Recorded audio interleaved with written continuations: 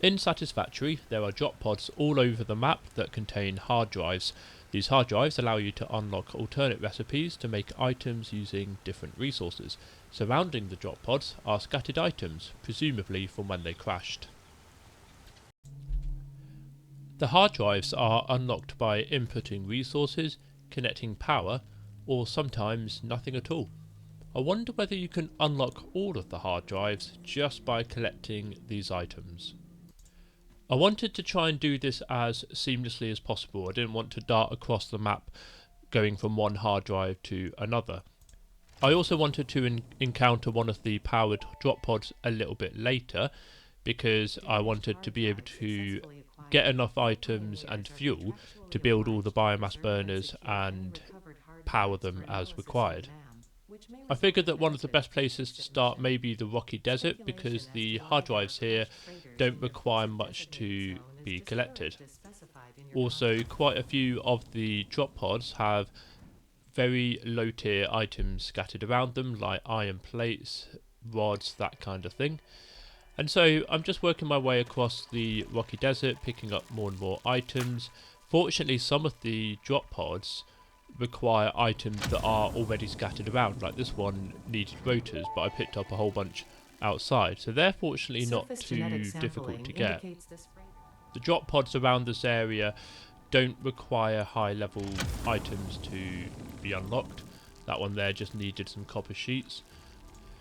One difficulty was knowing that I'd actually collected all of the items surrounding the drop pods. Most of the drop pods have 6 items around them, but some of them do have 5 or 4. There's 1 or 2 that don't have anything at all actually. Fortunately, I found a guide on Steam that had a detailed description of what each drop pod required and what items were scattered around it.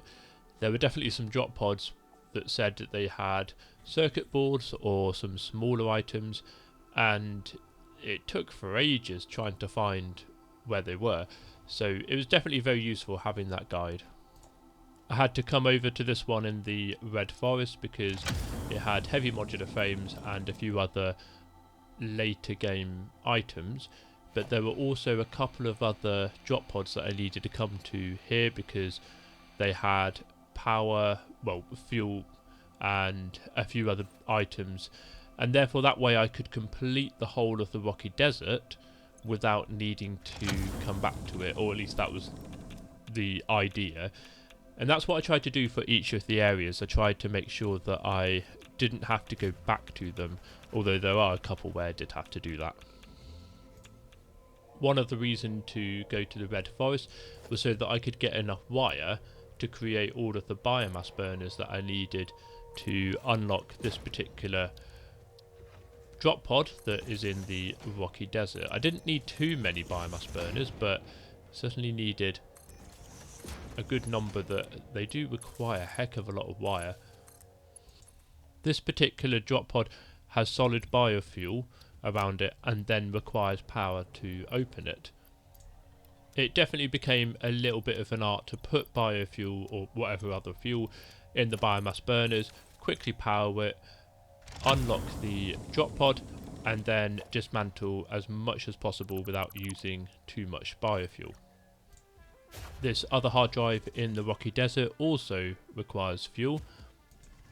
This one needs the same amount of biomass burners, even though it's slightly different amount of power, but you still have to put in the same amount of fuel, so you will still go down the same amount of biofuel. Once again, another drop pod that requires fuel. The issue was that I didn't want to run out of the solid biofuel too early. I wanted to be able to get some of the other fuel that's around out there.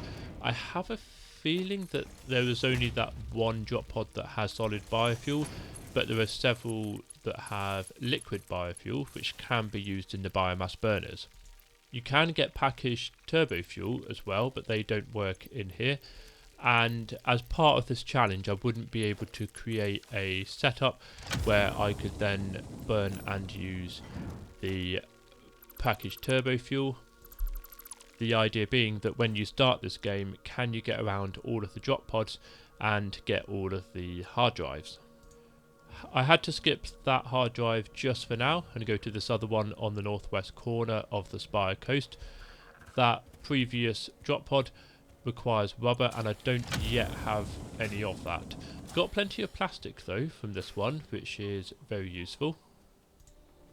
I'm not showing me picking up all of the items because otherwise it will take a very long time to get through this video, but one of the items there that I picked up was rubber, and now that means I can go back to this drop pod that I missed before. I'm using a speed mod there just to get from one drop pod to another, just so it's a lot quicker. This particular drop pod was one that where the items was very difficult to find. There's some just slightly hidden. It wasn't the worst, there were definitely some where the items were even more hidden. But yeah, this one was definitely a bit tricky. It gets to a point where I probably don't actually need to pick up all of these items. I probably have enough to be able to unlock all of the drop pods of that particular item. You can see there I've got plenty of rotors, reinforced iron plates and whatever else. But part of what I wanted to do was to see how many items I could get by the end of this little challenge.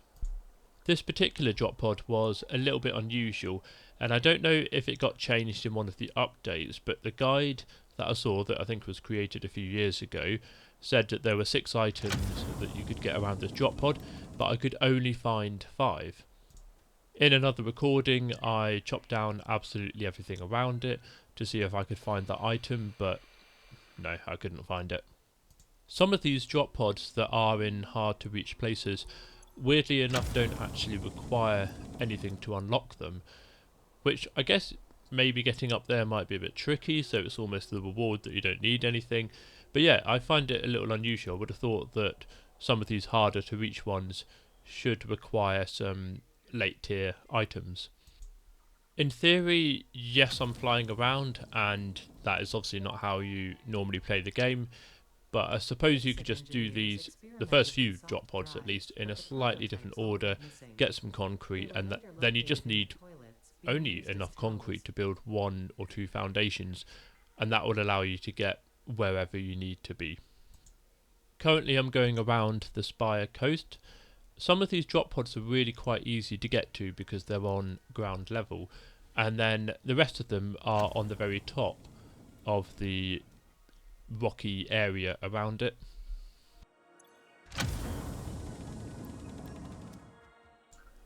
Now I can go on top. Unfortunately, with a lot of these, I'm now starting to collect enough items that I don't need to worry too much about skipping 1 or 2 of the drop pods. There's a couple later on that require very specific items that are very late tier, and fortunately I end up getting those items pretty easily. It's more the beginning stages where you have to really plan the best way of doing this. The later stages just mean that you can unlock pretty much anything because you pretty much have all of the resources required. Got another one here that requires some power that's on the way to the Dune Desert from the Spire Coast. It's in the canyon sort of area. Got another one here that requires fused modular frames. Fortunately I've got enough. Got some heat sinks that I picked up there. But this one you also pick up some liquid biofuel. The liquid biofuel is definitely very handy. Got electromagnetic control rods there.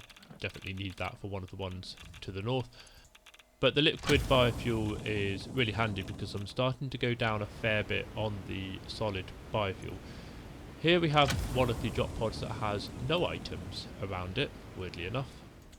I tried to also do it as a challenge where if I can't collect the hard drive then I don't pick up the items, but to make it a bit easier I realise it's probably just easier just picking up the items, using what I can, and got some more turbo motors there, got some more heavy modular frames and electromagnetic control rods, which I will be using in just a moment.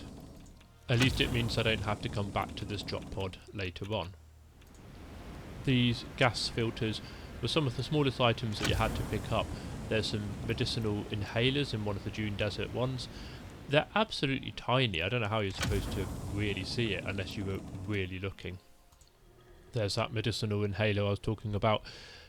In the Dune Desert, weirdly enough, some of the drop pods here don't require much at all, or they require quite low tier items.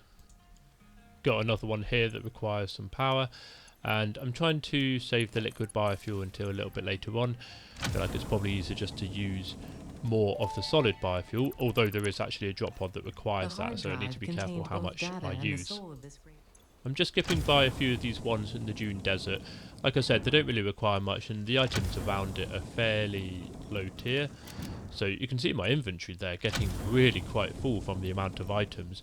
Can be really handy for when you're starting out in the game. But otherwise, this is pretty much the Dune Desert done. I think there's just one more to get with some high-speed connectors. Getting this one in the Big Tree Forest, just because it was sort of on the edge, got some quite frustrating that you can't use it.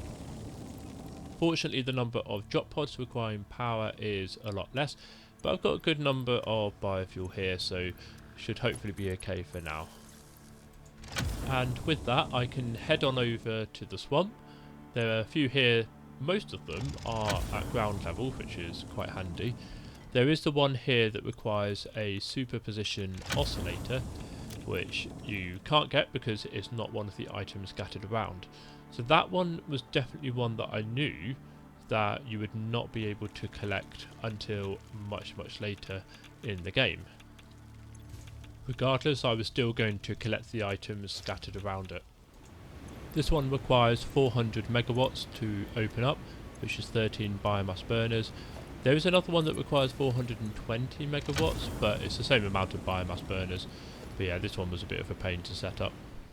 This one weirdly has some quick wire floating above the ground, but here we need 25 turbo motors. Fortunately, I've got plenty. That's nearly done for the swamp, just a couple more to go, that one needing a bit of power. And I can work my way over to the Abyss Cliff and the Eastern Dune Forest. This one in particular here was definitely a very good one to get because liquid biofuel, and that's definitely something that I need going forward. And so it's just a case of working through the rest of these in this area. Got some liquid biofuel there, which is always very handy. What was getting clear at this stage was that I didn't need to skip any of the drop pods. I had enough resources for them, and I also had enough fuel for the powered drop pods as well. Several drop pods later, and I then came across this one in the northern forest, and this one requires black powder. Unfortunately, you can't get black powder as an item that's around the drop pods.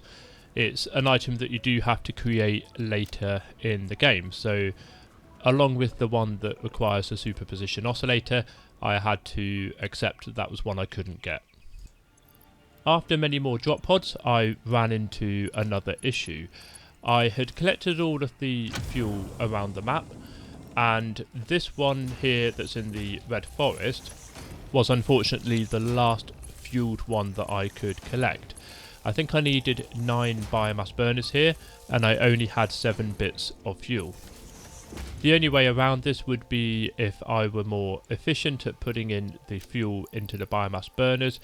So may have gotten another 2 bits there and I could have unlocked this particular one, but it was definitely quite close. I feel like I was being fairly efficient with how I put the fuel in the biomass burners. So despite not being able to unlock that other drop pod because of the amount of fuel required, there was this other drop pod that required less fuel, so at least I could unlock that one and get that hard drive. This drop pod here is the last drop pod that I need to open. Fortunately, it's just a bit of plastic. And that concludes the challenge of trying to unlock all of the drop pods in the world just by using the items that are scattered around it. Out of the 118 drop pods in the world, I was only able to unlock 115 of them. There was one that I knew that I wouldn't be able to unlock in the swamp. That's the one with the superposition oscillator. I thought, however, I would have enough power to be able to unlock all of those particular drop pods. Unfortunately, not. The only other drop pod I couldn't unlock is this one here in the northern forest that requires black powder. I'm just showing over here where the one with the superposition oscillator is, and you can see my inventory there is absolutely full of items, and these items will be really useful to help get you started in the game, some of which you'll need much later on, but it's still quite handy having those items, some of which you might just need to use to unlock things in the MAM or maybe particular milestones. That doesn't matter though, as it's still really useful to have all of those items, although it will probably take a long time to be able to get all of those hard drives, so I probably wouldn't recommend it. But thank you for watching. I'll see you in the next challenge.